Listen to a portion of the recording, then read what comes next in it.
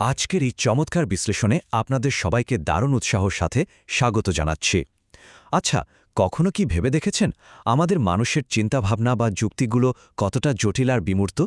অন্যদিকে একটা কম্পিউটার কিন্তু এসবের কিছুই বোঝে না, সে বোঝে শুধুই বৈদ্যুতিক সংকেত। তো আমাদের এই জটিল যুক্তিগুলো কিভাবে একটা যন্ত্রের কাজের নির্দেশনায় বদলে যায়, এটাই আমাদের আজকের আলোচনার মূল বিষয়। মানুষ আর কম্পিউটারের যোগাযোগের সেই সবচেয়ে মৌলিক চ্যালেঞ্জটা। আর এই বিষয়টা বুঝতে গেলে শুরুতেই যে প্রশ্নটা মাথায় আসে তা হলো মানুষ আসলে কিভাবে মেশিনের সাথে কথা বলে। একটু ভাবুন, আমাদের ভাষা আর কম্পিউটারের ভাষার মধ্যে কিন্তু আকাশ পাতাল তফাৎ। আমরা কথা বলি শব্দ আর বাক্যে, আর কম্পিউটার সে সোজাসাপটা বোঝে কেবল বাইনারি, মানে 0 এবং 1। তো আমাদের এই বিমূর্ত চিন্তা ভাবনাকে মেশিনের নির্ভুল কাজের স্তরে নিয়ে যাওয়ার মাঝখানে বিশাল একটা ভাষার দেয়াল আছে। আর এই দেয়ালটা কিভাবে ভাঙা হয় সেই গল্পটা কিন্তু সত্যি দারুণ চমকপ্রদ। চলুন তাহলে কথা না বাড়িয়ে মূল আলোচনায় ঝাঁপিয়ে পড়া যাক। পুরো প্রক্রিয়াটা বুঝতে আমরা এই 5টি ধাপ নিয়ে কথা বলবো। 1. ভাষার ব্যবধান ঘোচানো। 2. ব্লুপ্রিন্ট ডিজাইন করা। 3. সোর্স কোড লেখা। 4. মেশিনের জন্য অনুবাদ। এবং সবশেষে 5. বাগ বা ত্রুটি দূর করা। শুরু করছি আমাদের প্রথম ধাপ দিয়ে, ভাষার ব্যবধান ঘোচানো। একদম সহজ ভাষায় যদি বলি, সফটওয়্যারই হচ্ছে সেই চূড়ান্ত সেতু যা মানুষ এবং মেশিনের মধ্যে এই যোগাযোগের মাধ্যমটা তৈরি করে। সফটওয়্যার কিন্তু শূন্য থেকে আসে না, এটি তৈরি হয় অনেকগুলো ছোট ছোট প্রোগ্রামের সমন্বয়ে। আর এই প্রোগ্রামগুলো তৈরি হয় সুনির্দিষ্ট কিছু নিয়মের উপর ভিত্তি করে লেখা কোড দিয়ে। মানে অনেকগুলো কোড বা নির্দেশাবলী যখন মিলেমিশে একটা নির্দিষ্ট কাজ সম্পন্ন করে, তখন তাকে আমরা বলি প্রোগ্রাম। আর এমন অনেকগুলো প্রোগ্রামের সমষ্টি হলো আমাদের পরিচিত সফটওয়্যার। এই সফটওয়্যার আবার মূলত 2 রকমের হয়ে থাকে। একদিকে আছে সিস্টেম সফটওয়্যার, যেমন ধরুন আপনার কম্পিউটারের উইন্ডোজ বা লিনাক্স। এদের মূল কাজই হল কম্পিউটারের ভেতরের হার্ডওয়্যার আর মেমোরি নিয়ন্ত্রণ করে কাজের একটা পরিবেশ তৈরি করা। আর অন্যদিকে রয়েছে অ্যাপ্লিকেশন সফটওয়্যার, যেমন গুগল ক্রোম।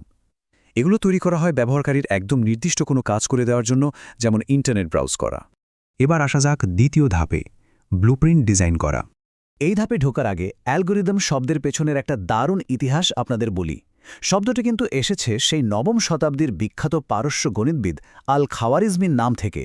তো অ্যালগোরিদম জিনিসটা আসলে কি? ধরুন আপনি একটা সমস্যার সমাধান করবেন।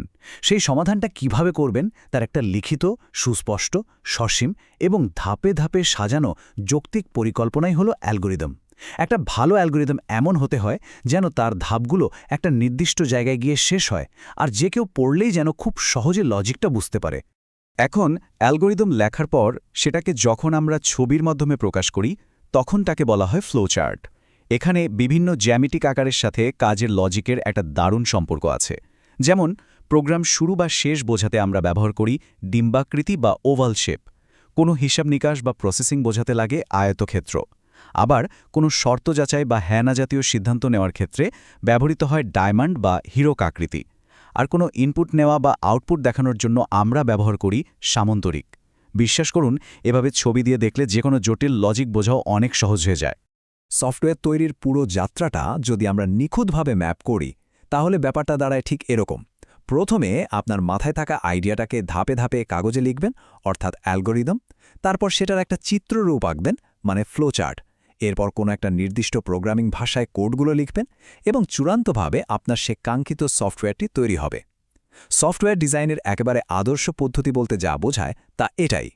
তবে এই পুরো ধারাবাহিকতার মাঝে আরও একটা চমৎকার জিনিস আছে, যাকে বলে সিউডোকোড। অ্যালগরিদম আর মূল কোডিংয়ের ঠিক মাঝখানের একটা ধাপ হলো এই সিউডোকোড। এটা আসলে আমাদের মানুষের সাধারণ ভাষা আর প্রোগ্রামিং লজিকের একটা মিশ্রণ বলতে পারেন। এর সবচেয়ে বড় সুবিধা কি জানেন? এখানে কোনো নির্দিষ্ট প্রোগ্রামিং ভাষার শক্ত ব্যাকরণ বা সিনট্যাক্স মানার কোনোই বাধ্যবাধকতা নেই। মানে কোথায় একটা সেমিকোলন পড়বে বা কোথায় ব্র্যাকেট দিতে হবে তা নিয়ে বিন্দুমাত্র মাথা না ঘামিয়েই আপনি আপনার মূল লজিকটা দাঁড় করিয়ে ফেলতে পারবেন। আমাদের এবারের ধাপ 3 নম্বর ধাপ, সোর্স কোড লেখা। চলুন একটু প্রোগ্রামিং ভাষার বিবর্তনের দিকে চোখ বোলানো যাক। একদম শুরুতে, মানে প্রথম প্রজন্মের কম্পিউটারের সরাসরি 0 আর 1 দিয়ে মেশিন কোড লেখা হতো। বুঝতেই পারছেন মানুষের জন্য কাজটা কতটা কঠিন ছিল। এরপর একটু উন্নতি হয়ে আসলো দ্বিতীয় প্রজন্ম বা অ্যাসেম্বলি ভাষা, যেখানে ছোট ছোট কিছু মেমোনিক কোড ব্যবহার করা হতো। আর এখন তো আমরা সি, পাইথন বা জাভার মতো উচ্চস্তরের ভাষা ব্যবহার করি।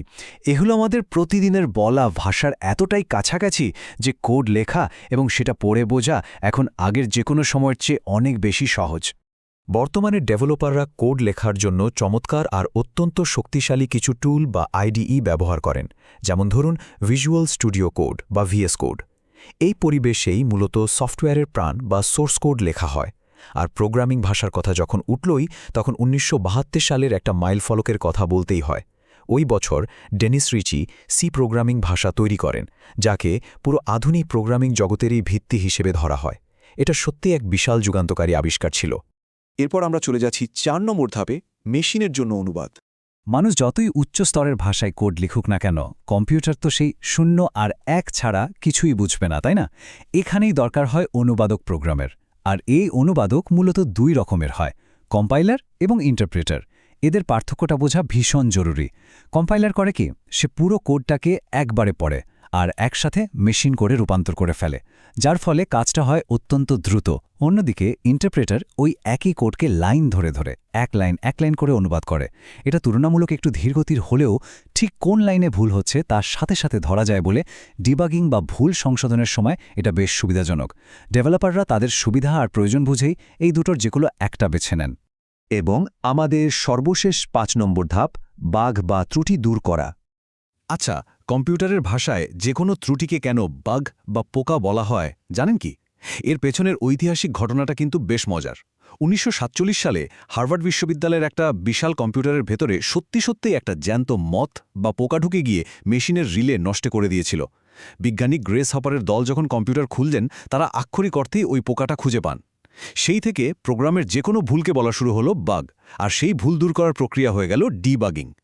কিভাবে একটা ছোট পোকা ইতিহাসের অংশ হয়ে গেল ভাবা যায়? এখন এই কোড লিখতে গেলে মূলত 3 ধরনের ভুল বা এরর হতে পারে। প্রথমটা হলো সিনট্যাক্স এরর, যেমন ধরুন একটা কমা বা ব্র্যাকেট দিতে ভুলে যাওয়া। এটা নেহাতেই ভাষার ব্যাকরণগত ভুল। দ্বিতীয়টা হলো রানটাইম এরর, যেখানে কোড ঠিক থাকলেও প্রোগ্রামটা চলতে চলতে হঠাৎ ক্র্যাশ করে। কিন্তু জানেন সবচেয়ে ভয়ঙ্কর কোনটা? সেটা হলো লজিক্যাল এরর। এখানে প্রোগ্রামের যুক্তিতেই গোজামিল থাকে। ধরুন আপনার যোগ করার কথা, কিন্তু আপনি ভুলে বিয়োগ চিহ্নে দিয়ে রেখেছেন।